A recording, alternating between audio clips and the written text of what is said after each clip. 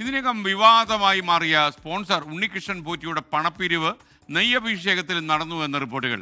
നെയ്ത്തേങ്ങകൾ ശേഖരിച്ച് അഭിഷേകം നടത്തി നൽകുന്നതിലായിരുന്നു ഈ പണപ്പിരിവ് അരങ്ങേറിയത്. അഭിഷേകം നടത്തി പ്രസാദം ഭക്തർക്ക് നൽകി ലക്ഷക്കണക്കിന് രൂപയാണ് ഇയാൾ ഇതിലൂടെ പിരിച്ചെടുത്തത്.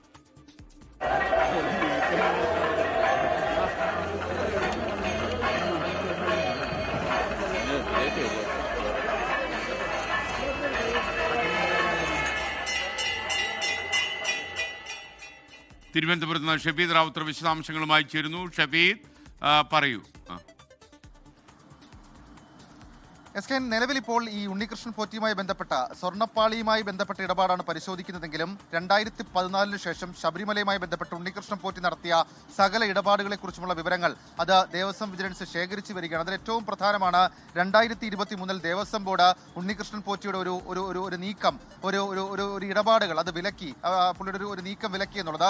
അതുമായി ബന്ധപ്പെട്ട വിവരങ്ങളാണ് ഇപ്പോൾ പുറത്തു വരുന്നത്. നെയ്യഭിഷേകത്തിലും ഉണ്ണികൃഷ്ണൻ പോറ്റി പണപ്പിരിവ് നടത്തിയതായി ദേവസ്വം വിജിലൻസ് ഇപ്പോൾ ചില കണ്ടെത്തലുകളുണ്ട്. പണപ്പിരിവ് ഈ നെയ്ത്തേങ്ങകൾ ശേഖരിച്ച് അഭിഷേകം നടത്തി നൽകുന്ന കാര്യത്തിലാണ്. 2021 മുതൽ 2023 വരെ എത്തിച്ചത് 10,001 നെയ്ത്തേങ്ങകൾ. വിവിധ ഇടങ്ങളിലെ ഭക്തരിൽ നിന്ന് നെയ്ത്തേങ്ങകൾ ശേഖരിക്കും.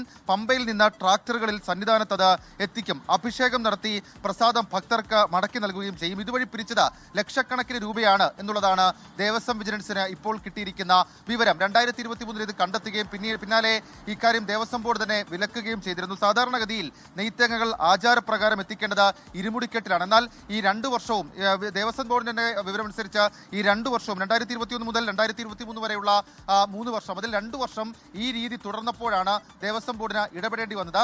അതടക്കം ഉണ്ണികൃഷ്ണൻ പോറ്റിയുമായി ബന്ധപ്പെട്ട പല വിധത്തിൽ ശബരിമലയെ ബന്ധപ്പെടുത്തി ഇയാൾ നടത്തിയ പല വിധത്തിലുള്ള അനധികൃത ഇടപാടുകൾ സംബന്ധിച്ചിട്ടുള്ള വിവരങ്ങൾ അത് ദേവസ്വം വിജിലൻസ് ശേഖരിച്ചു വരികയാണ്.